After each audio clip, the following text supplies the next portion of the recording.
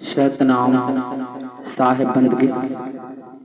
यहाँ पर आज इस वीडियो के माध्यम से आपको बतलाएंगे 10 सोहम कौन कौन से हैं और 10 सोहम। सोहम का पहले आप मतलब समझ लीजिए, सोहम कहते किसे हैं। सोहम उसी को कहते हैं जो मंत्र गुरु के द्वारा शिष्य को दिया जाता है, अर्थात जो रास्ता आपको गुरु के द्वारा प्राप्त होता है उसे सोहम का महत्व दिया जाता है। अर्थात वैसे तो सोहम एक ही है जिसे सांस लेना मानते हैं, यानी श्वास है तो पुरुष है, इसलिए सोहम पुरुष निरंजन भी कहा करते हैं। परंतु ज्ञान भक्ति बीज जो संसार में लोग देते हैं, सदगुरु कबीर साहब के उपस्थिति में जो सोहम थे उस समय की बात है। आज के डेट में तो लाखों मंत्र देने लगे हैं, गुरु मंत्र।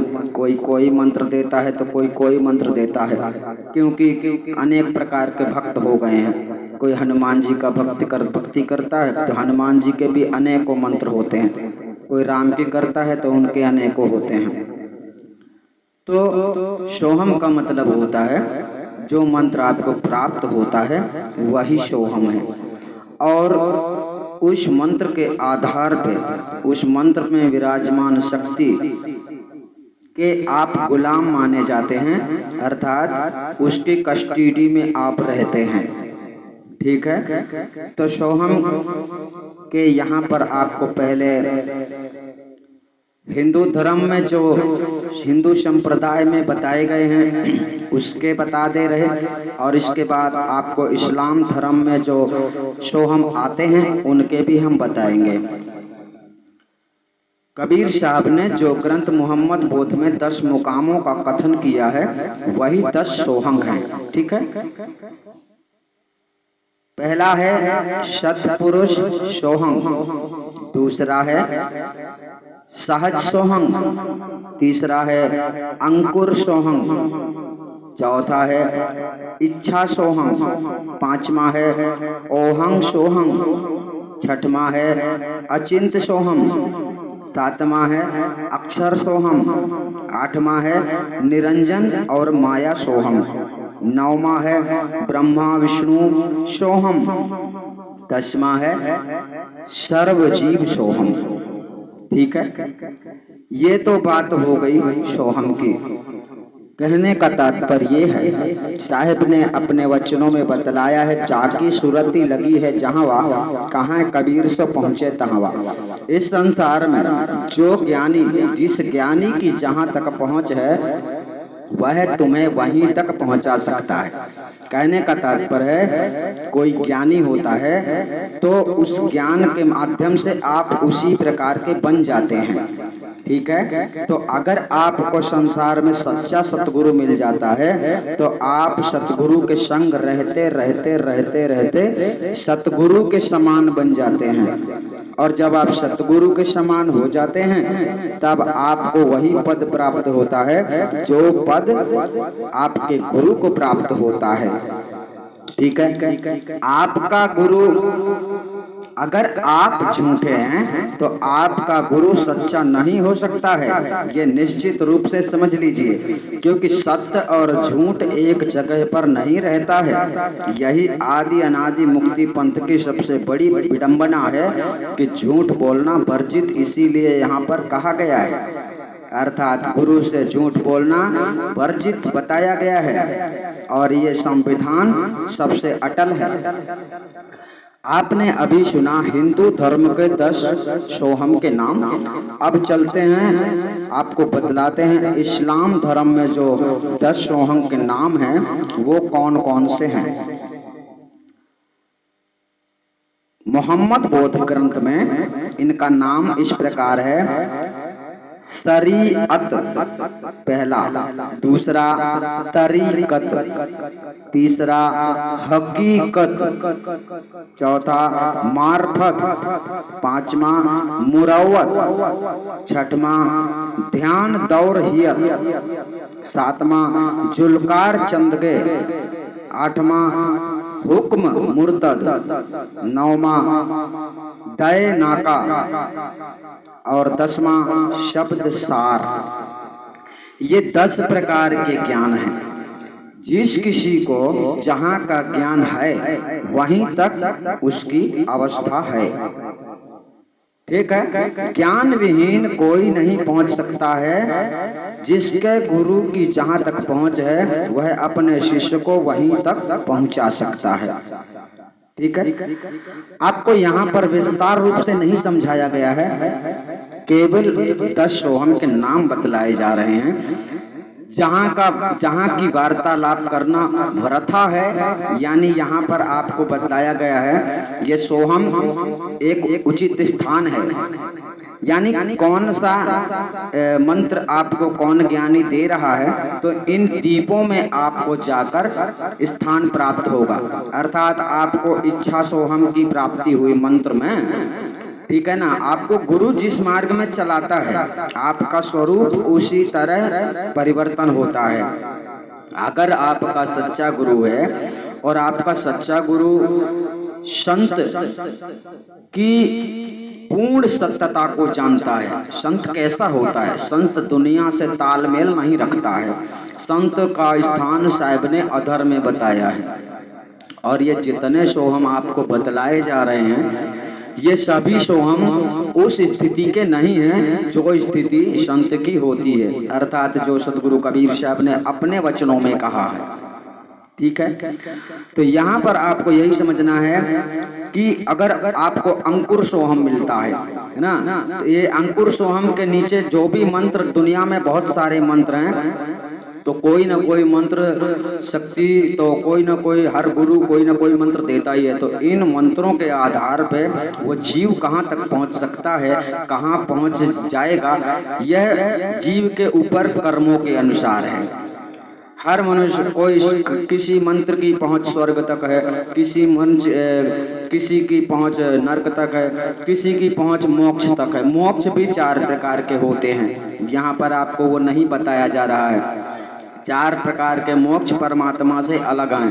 पूर्ण मुक्ति का भेद अति कठिन दुर्लभ है। कहने का तात्पर्य है पूर्ण मुक्ति भेद अति कठिन दुर्लभ इसलिए है कि पूर्ण मुक्ति अवस्था देखकर ही कराई जाती है। अगर उसकी अवस्था नहीं है तो दूसरी विधि आदि अनादि मुक्तिपन से प्राप्त नहीं होती है।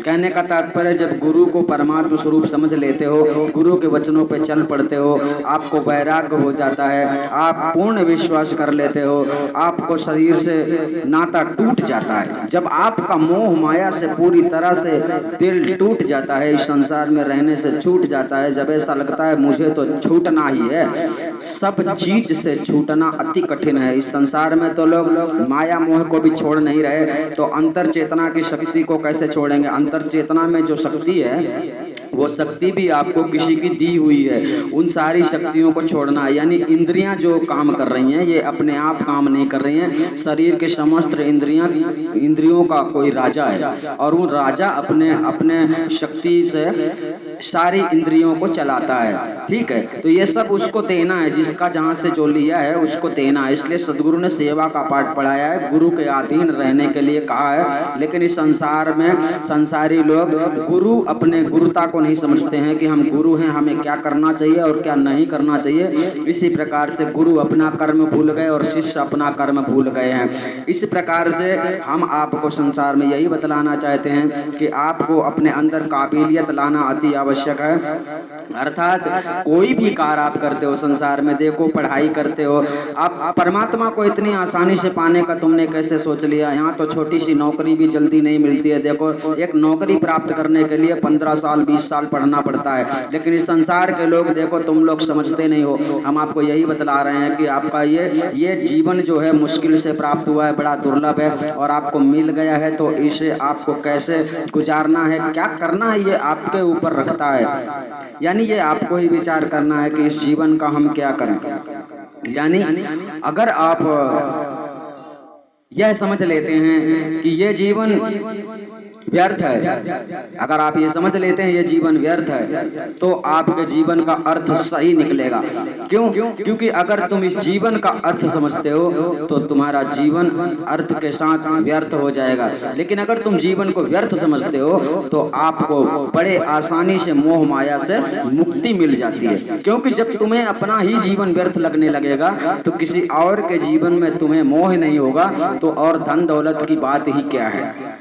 ठीक है, इसलिए बहुत कठिन है सद्गुरु के मार्ग पे चलना उसके लिए आसान है जो संसार को समझ गया है, जो अपने आप को समझ गया है, जिसका नाता मोह माया से टूट गया है। वो सिर्फ ये चाहता है, साहब ने अपने वाणी में बतलाया है कि साहब इतना दीजिए जामे कटम सुमाए, है ना, मैं भी भूखा ना रहूं, साधु भी भूखा ना जाए, इतना तो जरूर दीजिए। तो इतना दीजिए का मतलब साहब तुम्हारे सामने थाली लेकर खड़ा नहीं हो जाएगा। कर्म करने के लिए हाथ दिया है, इन कर्मों से तुम कर्म कर सकते हो, और कर्म करके तुम साधुओं का, साधु संतों की सेवा भी कर सकते हो, और स्वयं का भी घर परिवार चला सकते हो।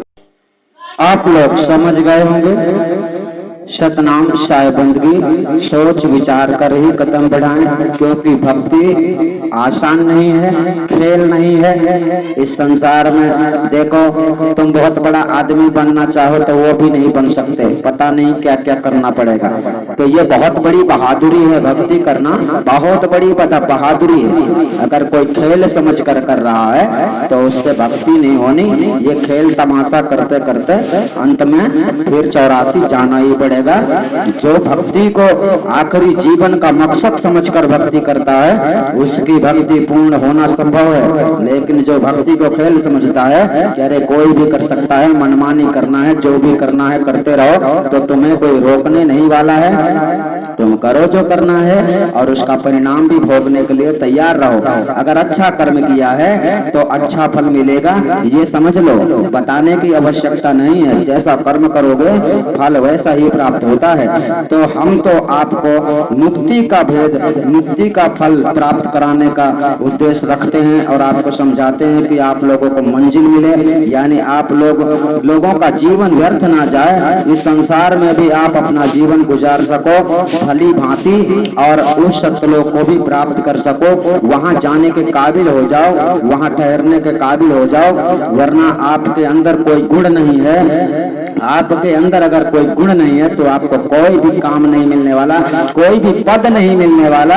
ये पद है, एक प्रधानमंत्री बनता है तो कितना प्रयास करता है, कितना काम करता है और क्या क्या करता है। इसी प्रकार ये पद, यह राज सिंहासन दिलाने वाला गुरु होता है, और गुरु आपको सिंहासन तभी दिला सकता है जब आप गुरु के बताए अनुसार चल पड़ते हो। इस सिंहासन में जाने के लिए क्या क्या करना पड़ता है ये सब कुछ जानना अति आवश्यक होता है। अर्थात आप लोग भक्ति को खेल समझकर नहीं, बल्कि भक्ति को परमात्मा का स्वरूप समझकर गुरु की आज्ञा को धारण करके चलना चाहिए। यही सद्गुरु का उपदेश पहले से बताया गया है कि गुरु के बिना परम पद की प्राप्ति नहीं होती है। आप लोग समझ गए। सतनाम साहिब बंधु।